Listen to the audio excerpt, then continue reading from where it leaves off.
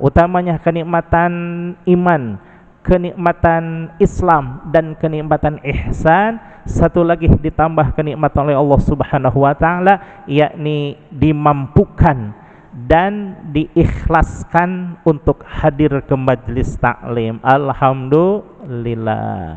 Ini ibu hadirin jamaah sekalian, satu kenikmatan yang patut kita syukuri, bahwa kenikmatan hadir ke majelis taklim itu luar biasa. Satu, duduknya kita di majelis taklim khairum min ibadati sitina sanatan, jauh lebih dahsyat ketimbang beribadah 70 tahun. Dalam satu makalah Nabi Muhammad SAW menyatakan khairum min ibadati alfa sanatin, jauh lebih dahsyat ketimbang beribadah 1000 tahun.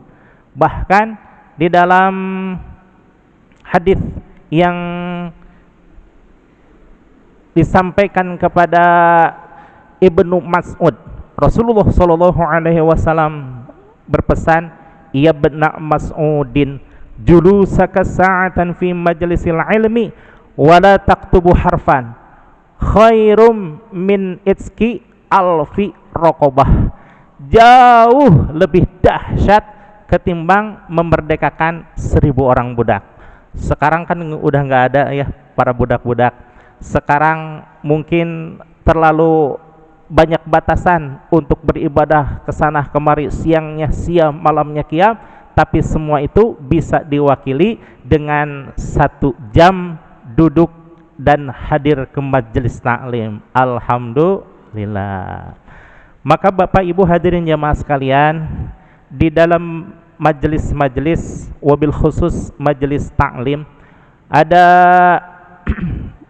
berbagai fadilah-fadilah. Salah satunya ini yang diungkapkan oleh Syekh Ibnu Athaillah As-Sakandari, yang di dalam hikmah nomor 34 ini, bahwa Syekh Ibnu Athaillah As-Sakandari ingin mengingatkan kepada kita sekalian akan kedalaman tentang keimanan.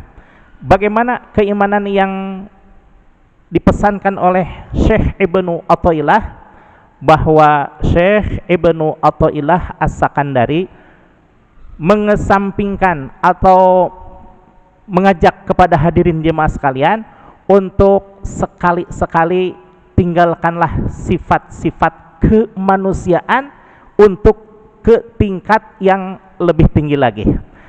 Kira-kira nih Ibu, kira-kira nih ya, sesuatu yang lebih tinggi daripada manusia, tapi manusia lebih utama, lebih mulia daripada sesuatu itu, kira-kira apa? Kalau dilihat dari keimanan ya, ada tingkat keimanan para nabi, ada tingkat keimanan para malaikat, ada tingkat keimanan para manusia, dan ada tingkat keimanan para malaikat. Walaupun Nabi sama basyariahnya dengan kita, tapi ada sesuatu yang berbeda, yaitu qalbunya sangat luar biasa. Walaupun malaikat, kita dengan malaikat lebih utama manusia, tapi dalam satu sisi malaikat memiliki keunggulan dibandingkan dengan manusia. Apa itu keunggulannya?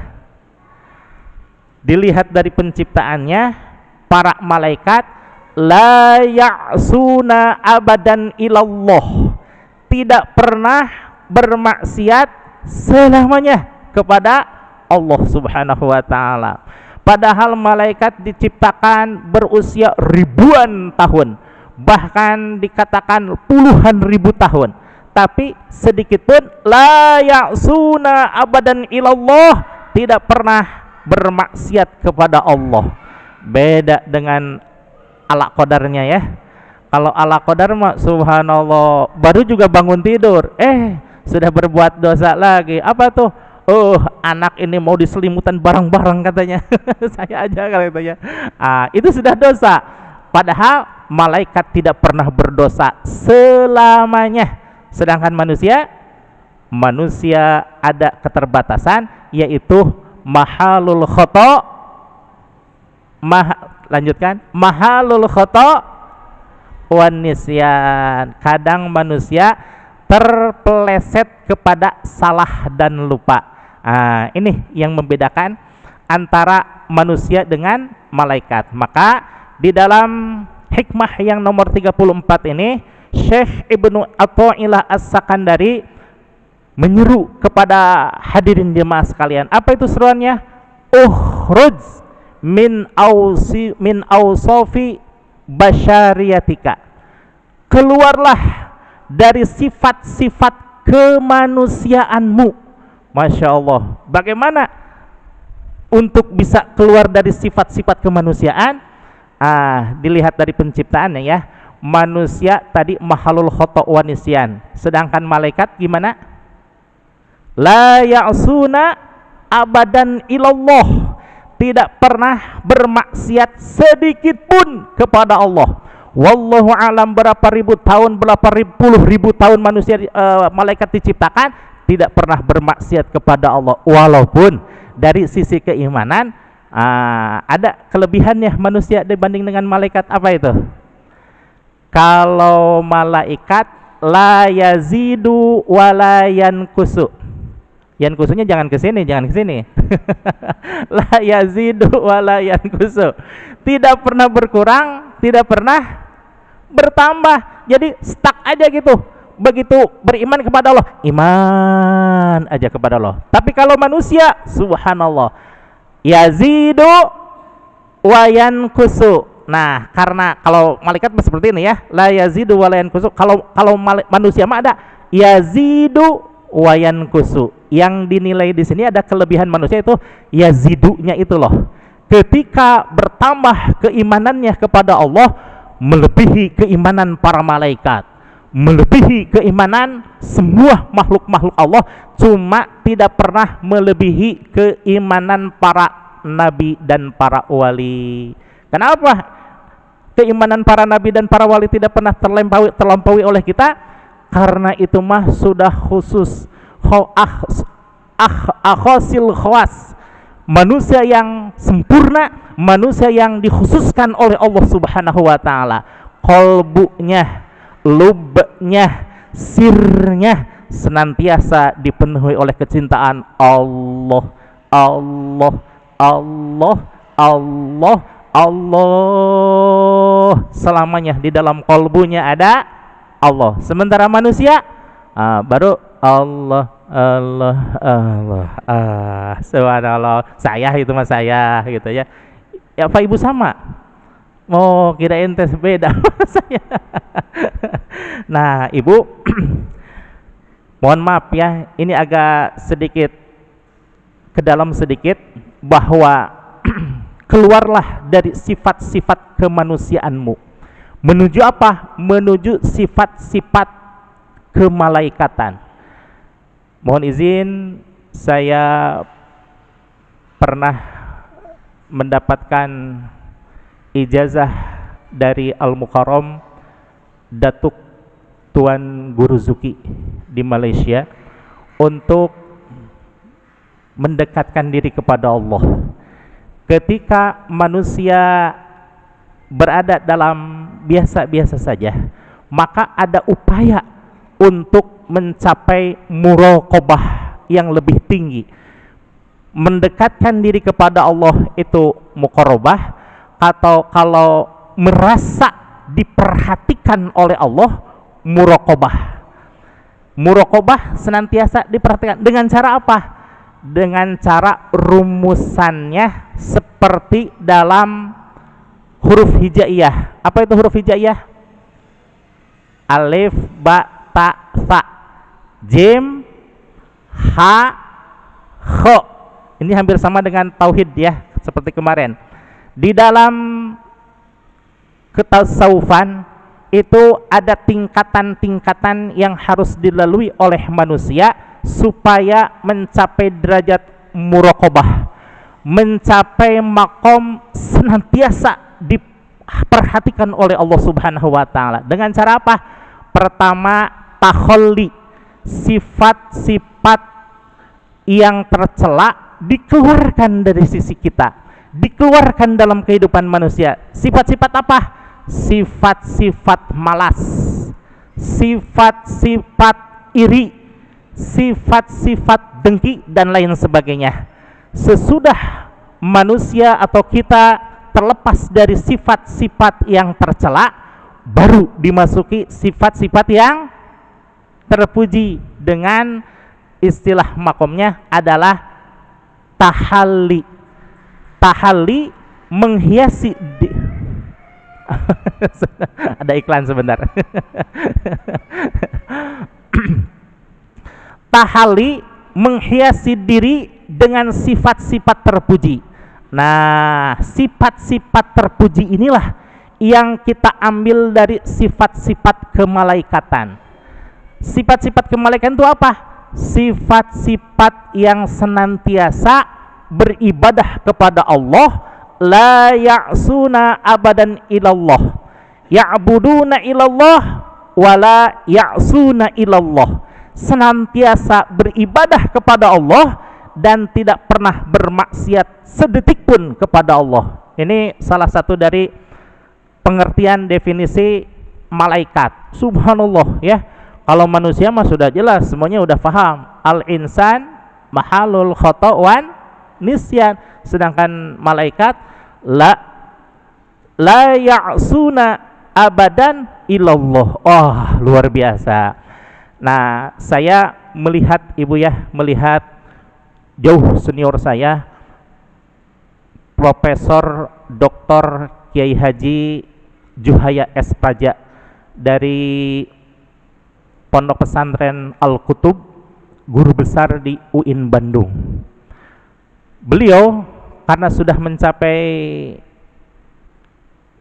muraqabah dan sudah tercapai sifat-sifat kemalaikatan, saya menyaksikan sendiri ketika beliau yang seorang profesor, guru besar, rektor di Institut Agama Islam Latifah Mubarakiyah Tasikmalaya, dan saya pun di situ. Itu waktu beliau menjadi rektor, wah, ibu tahu sendiri ya, kalau rektor gimana sih? Garangnya luar biasa kan? Tapi setelah beliau menerapi riyadhah kemalaikatan, subhanallah, sabarnya luar biasa. Saya bersama Kiai Haji Abu Arif, bersama Bang Ali, bersama Bang Herman, dan juga Profesor Dr. Juhaya S. Praja, ketika menemui Datuk Tuan Guru Zuki yang dari Malaysia, itu nunggunya di lobi hotel. Yang subhanallah, perasaan saya, aduh gimana ini, gak enak menunggu sesama wakil talqin, tapi kok sang profesor betapa merendahkan diri. Subhanallah, menunggu dari ba'da isya sampai jam 11, katakanlah setengah 8, jam 8 lah kata, jam 8 sampai jam 11, berapa jam? 9, 10, 11, betul ya? 11. Yang gusar itu adalah saya. Aduh, jangan-jangan Kiai, jangan-jangan Profesor Kiai Haji merasa nggak enak nih. Ih, subhanallah, itu mah wajahnya tidak pernah berubah sedikit pun dari mulai awal, terlalu senyum. Subhanallah, itu saya saksikan sendiri ketika mengantar beliau ke suatu hotel di Bandung untuk menemui Tuan Guru Zuki, dan kebetulan Tuan Guru Zuki ada keperluan ke besannya di daerah Bandung. Saat itu saya menyaksikan, Masya Allah, betapa sangat istimewanya seseorang yang telah mencapai makom derajat kewalian, dan di situ ada sifat-sifat kemalaikatan. Walaupun tidak semuanya dimiliki oleh manusia tertentu, tapi satu sifat yang sulit untuk dimiliki oleh semua orang, di samping la ya'suna abadan ilallah, menjadikan segala sesuatu terasa indah di hadapan Allah. Subhanallah. Kalau saya mah luar biasa ya, basyariyahnya terlalu kental bagi saya mah. Bahkan saya mohon maaf ketika dirasa akan Idul Adha tuh, Idul Adha ya, Idul Adha kira-kira dalam satu masjid banyak yang berkurban atau banyak yang menerima daging kurban? Kayaknya semuanya dapat daging kurban ya. Nah, berhubung bahwa banyak di antara kaum muslimin wal muslimat yang belum berkesempatan untuk beribadah kurban, maka saya mengikuti Tuan Syekh Abdul Qadir Al-Jailani untuk menyembelih sifat-sifat kebinatangan yang ada di dalam diri kita. Kalau kurban berapa tahun sekali? 1 tahun sekali. Kalau menyembelih sifat-sifat hewan kurban, boleh nggak tiap tahun? Boleh.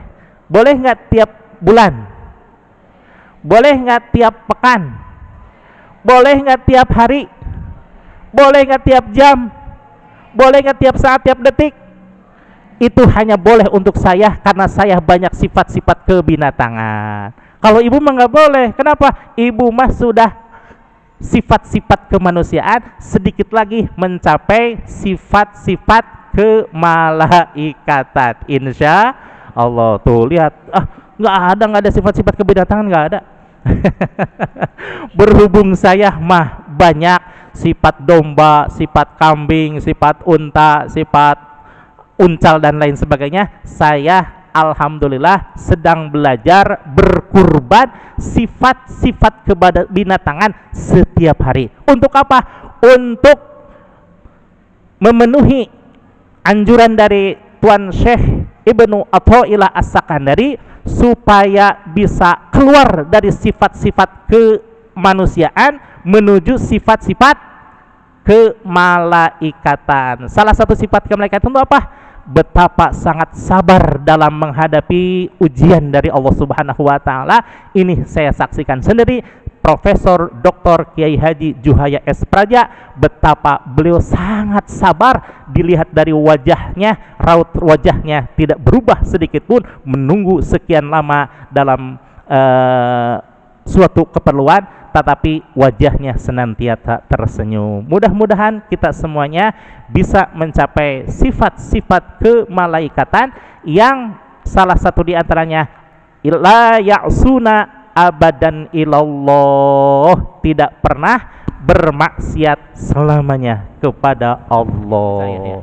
As-salatu khairum minan naum. Apa artinya? Salat lebih baik daripada tidur. Tapi Ustaz Tauhidin di sini banyakkan berjamaahnya atau banyak karpetnya ini? Bagi saya gitu ya, bagi saya subhanallah kadang malas. Nah, malasnya itu loh yang harus kita singkirkan dari sifat-sifat kemanusiaan. Ukhruj min awsafil basyariyatika, keluar dari sifat-sifat kemanusiaan yang digaris bawahi oleh Syekh Ibnu Athaillah itu manusia yang dalam keadaan kurang beriman kepada Allah. Kalau seandainya beriman mah wallah subhanahu wa ta'ala Allahu akbar ya, ketika terdengar suara azan, bahkan sebelum terdengar suara azan sudah bersiap-siap mengambil air wudu, betul? Ketika mendengar as-salatu khairum minan naum, ada aki-aki yang aki kunaon, aki teh rajin-rajin amat ka musolana cenah. Aki masieun kan eta saurna teh di wartosan ku muadzin. Naon kitu? As-salatu khairum minan naum. Nu salat baladna Qarun jeung Fir'aun. Saya mah nggak mau tuh disamakan dengan Qarun dan Firaun, makanya aki mah semangat untuk ke musolanya. Alhamdulillah. Bapak Ibu hadirin jamaah sekalian, para nabi dan para wali yazidu wala yankusu, senantiasa bertambah dan tidak pernah berkurang sedikit pun. Kalau ketika mulai diangkat menjadi nabi keimanannya level 100, maka bukan 100 lagi, 200, 300, 400, 500, 600, terus senantiasa bertambah. Tapi subhanallah, manusia biasa memang diciptakan oleh Allah Subhanahu wa taala ada hati dan ada nafsu. Nah, nafsu inilah yang harus kita kendalikan. Nafsu inilah yang harus kita tundukkan setunduk-tunduknya manakala beribadah kepada Allah Subhanahu wa taala. Ibu hadirin jamaah sekalian, ada satu kisah yang sangat luar biasa sekali, yaitu Syekh Khalil Bangkalan. Syekhnya Khalil Bangkalan itu dikabarkan tidak pernah ngantuk. Luar biasa ya, tidak pernah ngantuk. Namanya gue wali itu beda gitu ya. Ketika beliau ngantuk nih ya, ketika mesandan saja udah jadi wali, apalagi ketika sudah mukimnya gitu ya. Nah, dikabarkan kalau seandainya beliau sedang mutolaah kitab, tiba-tiba capek dan ngantuk, lep gitu, dia langsung berdiri, hei ngantuk, keluar kamu, nyingkah kamu dari sini. Wali itu bisa mengusir rasa kantuknya, seolah-olah kantuk itu adalah makhluk yang berwujud. Kalau kita gimana? Ngopi mah ngopi, tidur mah tidur, gitu saya. Saya itu mas saya. Kayaknya Kang Edi suka ngopi nih. Nah, manusia dengan nabi dan rasul walaupun berbeda, walaupun sama basyariahnya, tapi berbeda dari sisi ruhaniyahnya. Kemudian, kalau para malaikat gimana? Malaikat mah la yazidu wala yankusu. Ketika Allah menciptakan malaikat, itu keimanannya sudah 100%. Tapi yang 100% itu tidak pernah bertambah, tidak pernah berkurang. Sekali lagi, tidak pernah bertambah, tidak pernah berkurang. Nah, tidak pernah bertambah, tidak pernah berkurang ini kalah sama manusia ketika yazidu, bertambah kenikmatan keimanannya ketika sedang tahajud, ketika sedang taklim, ketika sedang belajar, ketika sedang mengaji dan lain sebagainya, berbuat kebaikan, berbuat ketaatan kepada Allah, maka yazidu. Nah, disinilah kita para manusia alhamdulillah ditingkatkan derajatnya, kemuliaannya oleh Allah Subhanahu wa taala, sehingga yang harus kita yakini nih, malaikat dengan kita muliaan siapa? Bingung ya, bingung. Tergantung.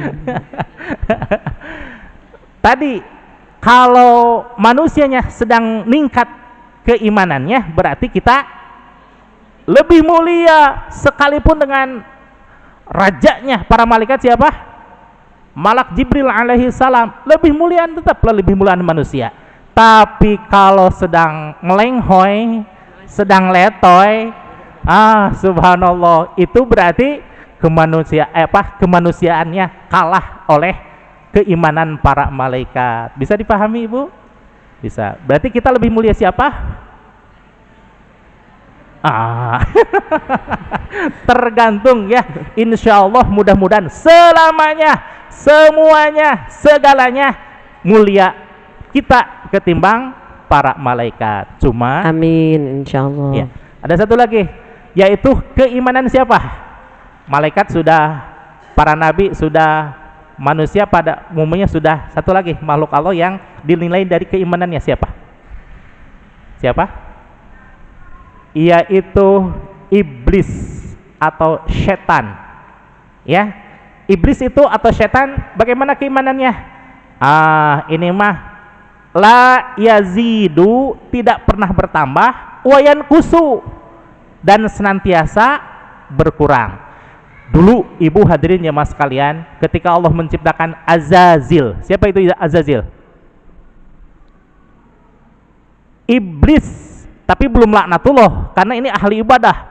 Iblis sebelum Nabi Adam alaihissalam diciptakan 6.000 tahun menurut riwayat yang mu'tabar, itu Azazil sudah menjadi pemimpin para malaikat. Subhanallah, Padahal Azazil diciptakan dari api, sedangkan malaikat diciptakan dari nur. Tapi yang menjadi pemimpinnya adalah siapa? Azazil, karena dia taat beribadah kepada Allah Subhanahu wa taala. Tapi ketika diciptakan, Allah Subhanahu wa taala menciptakan Nabi Adam alaihi salam. Lalu Allah menceritakan di dalam Al-Qur'an, wa idz qala rabbuka lil malaikati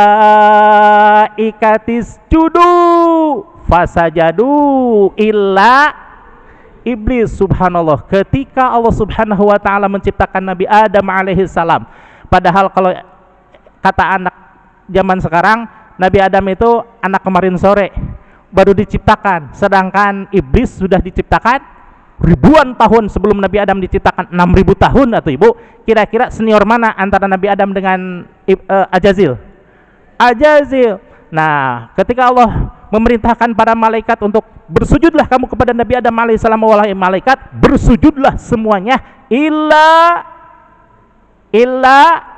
iblis, kecuali si iblis laknatullah itu yang namanya Azazil.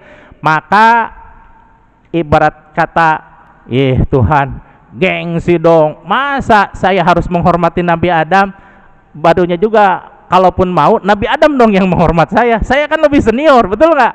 Ya, itu namanya kesombongan iblis. Nah, kesombongan iblis karena ketika diciptakan memiliki keimanan yang luar biasa, namun karena kesombongannya turun sampai titik terendah. Si iblis laknatullah memiliki keimanan yang tidak ada sama sekali, bahkan iman kepada Allah, tapi tertutupi oleh sifat sombongnya rasa iblis, gitu ya.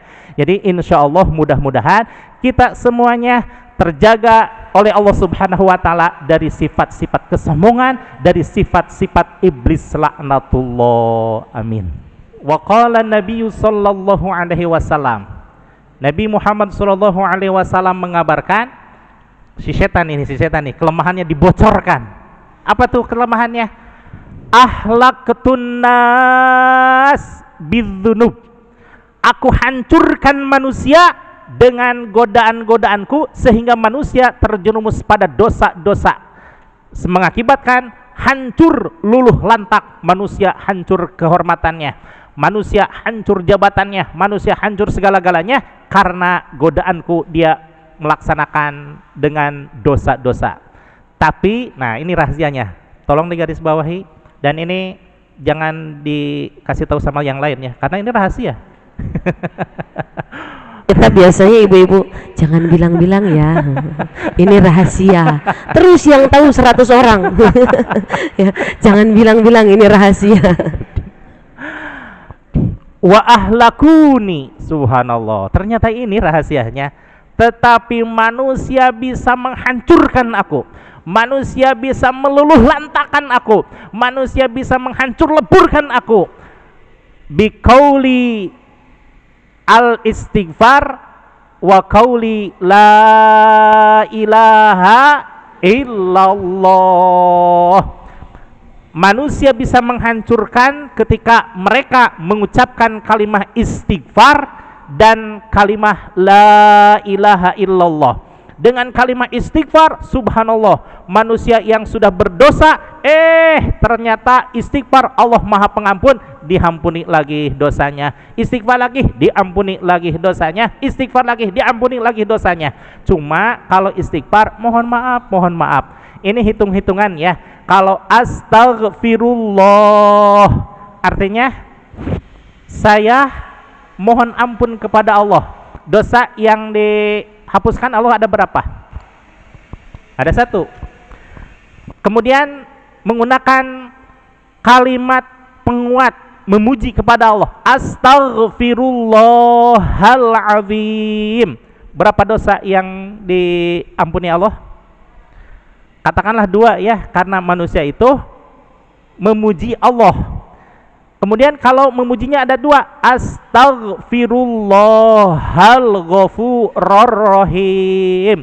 Aku mohon ampun kepada Allah yang Maha Pengampun dan penuh kasih sayangnya. Dosanya yang diampuni ada berapa? Ada 3. Tapi kalau mengucapkan kalimat la ilaha illallah, ini yang bikin si setan panas tiris, Bu. Kenapa? Ucapan Kangjeng Nabi, mangqala la ilaha illallah, barang siapa yang mengucapkan kalimat la ilaha illallah wa maddaha bita'zim, dan memanjangkan kalimat la-nya karena mengagungkan Allah Subhanahu wa taala, huddimat lahu arba'ati alafi dzambim minal kabair, maka Allah gugurkan dari orang tersebut dosa-dosa sebanyak arba'ata alafin, berapa? 4.000 dosa. Sekali mengucapkan la ilaha illallah, 4.000 dosa digugurkan. Mengucapkan lagi la ilaha illallah, 8.000 dosa digugurkan. Mengucapkan lagi la ilaha illallah, 12.000 dosa digugurkan. Apa tuh panas tiris eta setan? Sudah lama-lama aku menggoda untuk menghancurkan manusia, begitu mengucapkan kalimat la ilaha illallah dihapuskan oleh Allah Subhanahu wa taala. Ngagigil eta si setan karena capek gawe teu kapake. Sudah mah saya capek-capek menggoda manusia, Allah Maha Pengampun, diampuni lagi, diampuni lagi, diampuni lagi. Dan juga kalimat la ilaha illallah itu sebagai benteng. Kenapa? Mangqala la ilaha illallah, barang siapa yang mengucapkan kalimat la ilaha illallah, dakhala hisni, maka dia masuk ke dalam bentengku, kata Allah. Wa man dakhala hisni amina min azabi, dan barang siapa yang masuk ke dalam bentengku, kata Allah, maka dia aman dari siksa dan goda api neraka dan juga godaan setan laknatullah. Ketika kita berusaha untuk melawan setan, kira-kira ibu bisa nggak melawan setan? Tidak ya. Karena setan memiliki senjata pamungkas. Apa itu? Yuwaswisu fi sudurinas. Rek ngalawan kumaha orang berdekat tingali gitunya. Setan mah habek orang mah geus ngajongkeng teh lah. Nah, ketika kita melawan setan, tidak mungkin kita mohon perlindungan sama zat yang memiliki setan. Siapa zat yang memiliki setan? Allah. Ibarat kata ada seorang yang bernama Bobby. Bobby itu akan datang ke rumahnya gitu ya. Ketika kita mau ngasih tulang nggak mungkin, sebab ada gogok yang galak gitu ya. Kemudian mau melempar gitu. Kalbun. Akan melempar batu, takut digigit lagi. Kemudian cara yang paling efektif adalah panggil itu yang punya gogok, yang punya kalbun. Siapa? Pak Bobby, saya ada perlu ke Pak Bobby, tapi ada gogok. Kata Pak Bobby teh datang keluar. Dogi, jangan begitu Dogi, itu kan ada teman saya yang akan datang. Si Dogi takut nggak sama kita? Tidak, tapi takutnya sama Pak Bobby. Tapi kita pun sama ketika akan melawan setan. Setan tidak takut kepada kita, tapi ketika kita minta perlindungan kepada Allah, setan takutnya sama Allah. Kata Allah, setan, jangan kau goda orang Cilengsi sudah minta perlindungan kepada aku.